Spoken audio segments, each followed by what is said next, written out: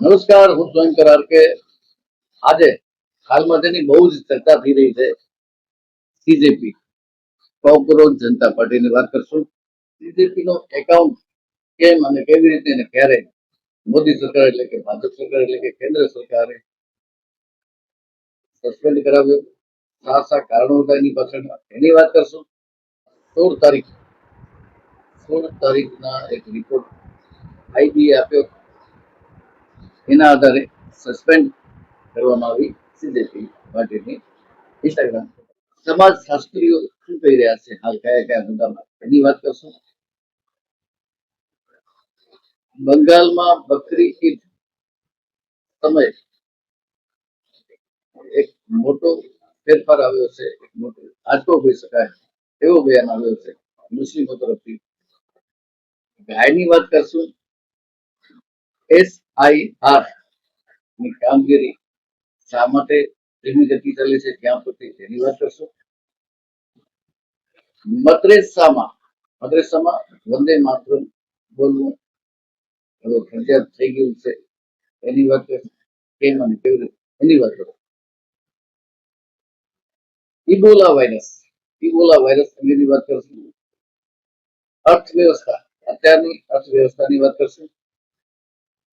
સુરજીત ભલ્લા જાણીતા અર્થશાસ્ત્રી છે, એ શું કહી રહ્યા છે, અત્યારે દેશ ક્યાં જઈ રહ્યો છે, રૂપિયો શા માટે નીચે પડી રહ્યો છે,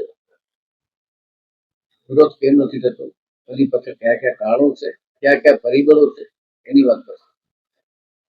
આવો જાણીએ. તો સૌથી પહેલા તો સીજેપી એટલે કે કોકરોચ જનતા પાર્ટી અત્યારે હાલ બહુ ટ્રેન્ડિંગમાં છે અને માત્ર 5 જ દિવસમાં બીજેપી કરતા સીજેપી એટલે કે કોકરોચ જનતા પાર્ટીના ફોલોવર્સ ઘણા બધા વધી ગયા. જે 15 વર્ષથી બીજેપીના ફોલોવર છે એની અપેક્ષાએ 5 દિવસોમાં સીજેપીના ફોલોવર હળવું. એટલું જ નહીં, સીજેપી જે ટ્રેન્ડિંગમાં હાલી રહી છે એના કારણે ઇન્ટરનેટની દુનિયામાં વોટ્સઅપમાં, ફેસબુકમાં, ઇન્સ્ટાગ્રામમાં, યુટ્યુબમાં વગેરે અલગ અલગ માધ્યમોમાં અલગ અલગ રીતે કટાક્ષ કરવામાં આવે છે. કેટલાક વિરોધ હશે તો વિરોધ કરવા વાળા ઓછા છે, એનો સપોર્ટ કરવા વાળા ઘણા બધા છે અને મોટા મોટા માથાઓ એટલા મોટા નામથી રાજકારણીઓ ઉદ્યોગપતિઓ ક્રિકેટરો સારા સારા એવા માથા પર એને સપોર્ટ કરી રહ્યા છે.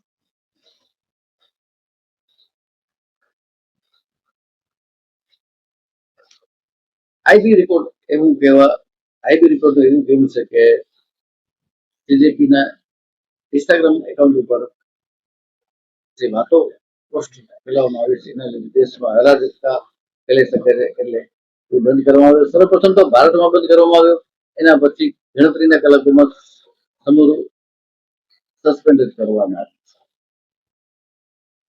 તેનું ડર છે. શા માટે ડર છે? કારણ કે સીજેપી પાર્ટી કોઈ કાયદેસર રાજકીય પાર્ટી હતી, માત્ર ઇન્સ્ટાગ્રામ ઉપર છે. વિશ્લેષકો એમ કહી રહ્યા છે કે જયારે ઇન્સ્ટાગ્રામ હતું ત્યારે પણ આરકે લક્ષ્મણ આગળ શું નામ હતું એ ભૂલી ગયો. ઘણા વર્ષો પહેલા પણ કાર્ટૂન દ્વારા, વ્યંગ દ્વારા ઘણી વખત રાજનીતિક જ્યાં થતું પડતું જ્યાં વ્યવસ્થા બદલવાનું ત્યારે વ્યંગ દ્વારા, કાર્ટૂન દ્વારા બીજી કોઈ રીતે અવાજ ઉઠાવવામાં આવે છે. એ ઘણી વખત મોટા ભાગના કેસોમાં અસરકારક બન્યું છે. હું પણ એવા ઘણા વિડિયા બનાવી ચુક્યો છું.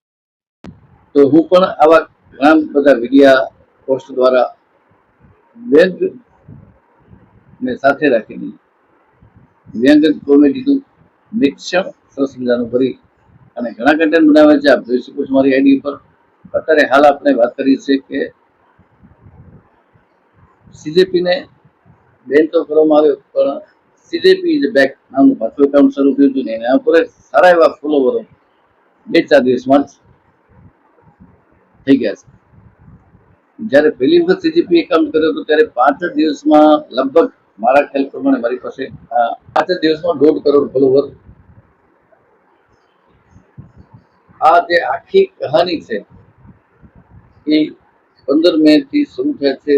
જજ સૂર્યકાંતજીએ એક બયાનમાં એવું કીધું હતું કે દેશના યુવાઓ છે તે કોકરોચ જેવા છે. બસ હવે આમાં ક્યાંક ને ક્યાંક યુવાનો જે છે એ થાકી ગયા છે. અર્થશાસ્ત્રીઓ એવું કહે છે થાકી ગયા છે. આવું કોઈક પ્લેટફોર્મ મળે છે એટલે તરત જ એની સાથે જોડાઈ જાય છે. ઘણા બધા લોકો આની સાથે જોડાઈ ગયા. 16 મેના સફાઈ સૂર્યકાંતજી દ્વારા આપવામાં આવે છે કે ખરેખર તો હું બહુ પ્રેમ કરું છું, કદર કરું છું. યુવાનો જે છે દેશનું ભવિષ્ય છે, હું સમજુ છું. આ તો એમના માટે મેં કહેલું જેઓ કાંઈ નથી કરતા, નકલી ડિગ્રીઓ બનાવે છે, પણ ત્યાં સુધી આખું રાયતું જે છે એ ફેલાઈ ચૂક્યું હતું અને પ્રચંડ એને બહુમત ટ્રેન્ડિંગમાં આવી ગયું. હવે તો લોકો માટા પાર્ટીને, જેનજી પાર્ટીને, કચ્છ જેનજી પાર્ટીને, ગુજરાત જેનજી પાર્ટીને, મહારાષ્ટ્ર જેનજી પાર્ટીને, હવે તેમના અધ્યક્ષો પણ એવી પોસ્ટો આવે છે ને મચ્છર પાર્ટીની, ગધેડા પાર્ટીની, દુનિયાભરની પાર્ટીઓ છે. એમની વિશે વાત નથી કરવાની, આપણે મૂળ વાત એ જ કરવાની છે. અભિજીત ઈ એમને એકાઉન્ટ બનાવ્યો હતો કોકરોચ જનતા પાર્ટી. થોડાક જ વર્ષો પહેલા નેપાળમાં સત્તાપલટ જેનજી લોકોએ દ્વારા આંદોલન કરીને ભ્રષ્ટાચાર જે કરતા હતા એમને હટાવી નવી રચના કરવામાં આવી. ત્યારે પણ એવું કહેવામાં આવતું કે હવે ભારતમાં પણ નેપાળ વડે 26 રીતે થશે. તો ત્યારે એટલું બધું નીકળ્યા. અત્યારે જે આ ઘટના બની છે એટલે હવે જે અંદર જે દબાયેલો ગુસ્સો છે, કારણ કે ક્યાંક વર્ષોની અથાગ મહેનત કર્યા પછી નીટના પેપરો લીક થાય છે. 100% લાવનારને 40% કે 35% લાવનાર પછાડી દે છે. કરું તો કરું છું, આ હું નથી કહેતો. મોટા ભાગે આવી ચર્ચાઓ પાનના ગલે, ચાયની દુકાને અથવા વિડીયો દ્વારા, વોટ્સઅપ યુનિવર્સિટી કે યુટ્યુબ દ્વારા અર્થશાસ્ત્રી પોતાના મત આપતા હોય છે કે ભ્રષ્ટાચાર એ માથા મૂકી છે, મોંઘવારી વધી રહી છે. વાતો આ અંગે નથી થતી સરકારની, અને વાતો દેખાડો મોટા મોટા થઈ રહ્યા છે. એટલે લોકો ક્યાંક ને ક્યાંક થોડીક અંશમાં પણ મોટી માત્રામાં નારાજ છે. એમાં ખાસ કરીને યુવા પેઢી, એમને કોઈ પોતાનું દિશા નથી સૂચતી. ભવિષ્ય અંધકારમાં દેખાઈ રહ્યું છે. ટૂંકમાં ફરી પાછું કોકરોચ જનતા પાર્ટી નામનું ઇન્સ્ટાગ્રામ ખોલી ચૂક્યું છે. હવે જોવાનું એ રહ્યું કે શું આને પણ બેન કરવામાં આવશે કે બીજી રીતે કઈ પણ જે વસ્તુ હોય. હવે વાત કરીએ, હવે પેલા વાત પાડી દઉં કે અભિજીત જે પહેલા આમ આદમી પાર્ટીમાં હતો, સોશિયલ મીડિયાનું કામ સંભાળતો, પછી મૂકી દીધો. હમણાં એને કોકરોચ જનતા પાર્ટીની શરૂઆત કરી. આમ આદમીની પાર્ટીની વાત થાય છે તો રાઘવ ચડ્ડા આમ આદમી પાર્ટી મૂકીને ભાજપમાં જોડાય છે. કોકરેજ પાર્ટી અને બીજા લોકો અલગ અલગ રીતે રાઘવ ચડ્ડાને બહુ જ ટ્રોલ કરી રહ્યા છે. ક્યાંક સાડીવાળા ફોટા, ક્યાંક મોદી સાહેબ કે ભાજપના મોટા નેતાઓ સામે ઝઘડા કરતા, કે ક્યાંક વિડીયો બનાવી એઆઈના મદદથી. એટલે રાઘવ ચડ્ડાએ વકીલ મારફત અદાલતમાં કેસ નાખે છે કે ભાઈ આ એક મારી પર્સનાલિટીને ખરાબ કરવામાં આવે છે. ત્યારે વકીલનો આરોપ હતો કે આવી રીતના તો કોઈની પણ પર્સનાલિટી ખરાબ કરી શકાય નહીં, આના પર કંઈક એક્શન લો તમે. અને જજનું કેવું એમ છે કે આ પર્સનલ નથી વસ્તુ. પર્સનલ ક્યારે કે તમારી કોઈ જમીન પડાવી લીધું તમારા નામ કે ખોટા વિડીયો દ્વારા કે બીજું કોઈ, એને એ આખું બધાને અલગ છે, એના માટે નીતિ નિયમ અલગ છે. આ તો રાજકીય હાલતના છે, એ સ્વાભાવિક છે, તો કરવામાં આવે છે. રાઘવ ચડ્ડા પછી આપણે વાત કરશું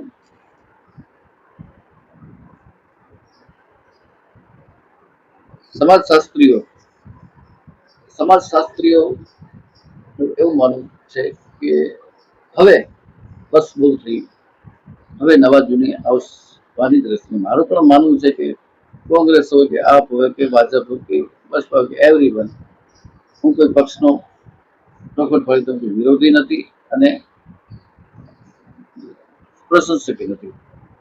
બાય ચાન્સ ભવિષ્યમાં આમ આદમી પાર્ટી કે કોંગ્રેસ આવે ને એ ખોટું કરે તો એના પર વિરોધ હું ચાલુ કરીશ. મારી શ્રેણીમાં મારી રીતે એ પણ કરવું જોઈએ. બોલવું જરૂરી છે, સવાલ પૂછવા જરૂરી છે, સંવિધાન આપણને હક આપે છે. મને વચ્ચે એક વાત યાદ આવે છે કે ચૂંટણી દરમિયાન હમણાં જે ચૂંટણી થઈ ત્યારે પણ કેટલાક બ્લોગરોને પત્રકારોને બોલાવી અને એવું કહેવામાં આવ્યું હતું કે તમે જે ન્યૂઝમાં આવ્યું હતું બીજેપી વિરુદ્ધ પ્રચાર ન કરવો, નહીં તો તમારું એકાઉન્ટ સસ્પેન્ડ કરવામાં આવશે અને પ્રશંસા કરવી. પોલીસ ચોકીમાં બોલાવવામાં આવ્યા હતા. એટલે પત્રકારો છે, બ્લોગરો છે, એ ત્રીજી આંખ છે, ચોથું સ્તંભ છે ભારતનું. એને યેન કેન પ્રકારે દબાવવામાં આવે તો કેમ?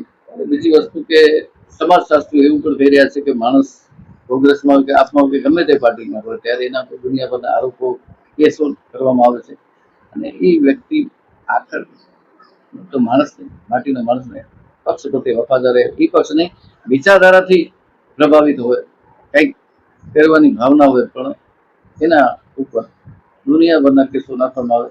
સાચા ખોટા ડઝન હું નથી જાણતું, સાચું હોય છે. માની લઈએ કે સાચા છે, એને ક્યાંક કાંડ કર્યા છે, એ જ વ્યક્તિ હાજરમાં આવી જાય એટલે એવું તે કયો ભાજપ પાસે વોશિંગ મશીન છે, કઈ ટાઈપનો છે, કઈ કંપનીનો છે, કોણ એનું વૈજ્ઞાનિક છે, કોણ એની રચના કરે, એના બધા પાપ ધોવાઈ જાય છે. એવી રીતે કઈ નદી છે કે ભાજપ પાસે એવી કઈ નદી છે કે એના પાપ બધા ધોવાઈ જાય છે. સમાજશાસ્ત્રીઓ તો ઘણું બધું કર્યા છે, વિડીયો લાંબો થાય એમ છે. હવે આપણે વાત કરી બંગાળની, તો બંગાળમાં આશ્ચર્યજનક વાત કહેવાય અને ખાસ કરીને હિન્દુઓ માટે પગના તળિયા નીચેથી જમીન ખસી જાય એવી વાત છે. વાત એમ છે કે મુસલમાનો પણ હવે ફેવર કરી રહ્યા છે કે ગાયને રાષ્ટ્રમાતા તરીકે જાહેર કરવામાં આવે અને આ વખતે કોઈ પણ ગાયને ખરીદવી નહીં, કતલ કરવી નહીં, બકરી. અને ન્યૂઝમાં એવું આવે છે કે ત્યાંના જે હિન્દુઓ છે જે ગાય પાળીને વેચવાની ફિરાકમાં હતા, એમને તકલીફ થઈ છે કે આવું ગાય માતાને અહીંયા અમારા મુદ્રામાં પણ એક અભિયાન ચાલુ છે સરસ મજાનું, ગાયને રાષ્ટ્રમાતા તરીકે જાહેર કરવું. જાણકાર સૂત્રોની માનીએ તો જાણકાર સૂત્રો તો એવું પણ કહે છે કે મોટા ભાગના 99% ગાયના કતલખાના હિન્દુઓના આવે છે ને એનાથી ઉપરની એક વાત કે મોટા મોટા બિઝનેસમેનો કે રાજકીય લોકોના હોય છે. તો ક્યારેક સમાજશાસ્ત્રીઓના લોકોને એવું કહે છે કે સરકાર એક નહીં, બે નહીં, ત્રણ નહીં, પણ હજારો, લાખો, કરોડો બાબતોમાં ડબલ સ્ટાન્ડર્ડ અપનાવે છે. કારણ કે એક તરફ કહેવામાં આવે છે કે પેટ્રોલ ડીઝલની બચત કરો ને ભાજપના મોટા મોટા નેતાઓ બિંદાસ રેલીઓ કરી રહ્યા હોય છે. રેલીઓમાં લાખો કરોડોનો ખર્ચો, લાખો કરોડોની ગાડીઓ, પેટ્રોલનો ધુમાડો. તો ઇવન લોકો હવે ક્યાંક ને ક્યાંક હૃદયપૂર્વક, હૃદયથી થાકી ગયા છે, કંટાળી ગયા છે. લોકોનું યાદ રાખજો, કોઈ પણ દેશમાં, માત્ર ભારતની વાત નથી, આ કોઈ પણ દેશમાં લોકો જયારે અંદર ને અંદર વર્ષોનો કુસો દબાવીને બેઠા છે અને ક્યારેક સામૂહિક રૂપે એ બહાર આવે છે ત્યારે બહુ મોટા ગંભીર પરિણામો ભોગવવા પડે છે. જે તે સરકાર ત્યાં કને ચાલુ હોય તેને ગંભીર પરિણામો ભોગવવા પડે છે.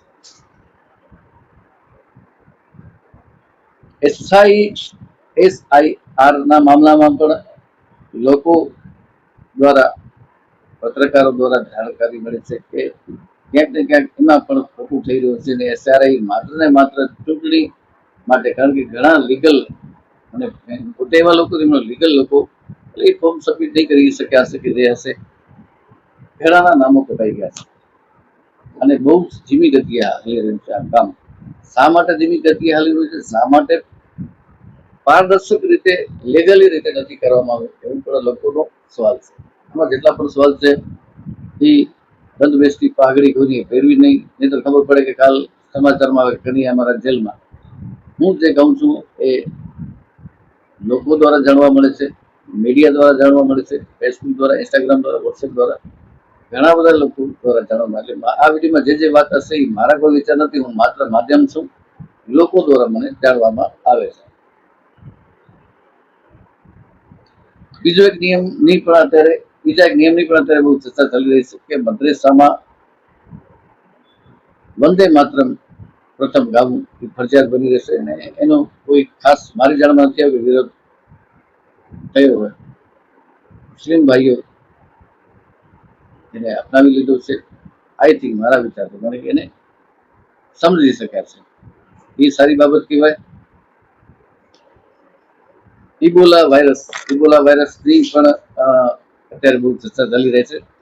કેટલાક સ્થળોએ લોકો જાન ગુમાવી છે, કેટલાક બીમાર પડ્યા છે. તો સુરક્ષિત રહેવું, સજાગ રહેવું, સાવચેત રહેવું. એના માટે અલગથી કે હું એપિસોડ બનાવીશ, કારણ કે આ મોટી બાબત છે, એક જ વિડીયોમાં સમાવેશ થઈ શકે એમ નથી.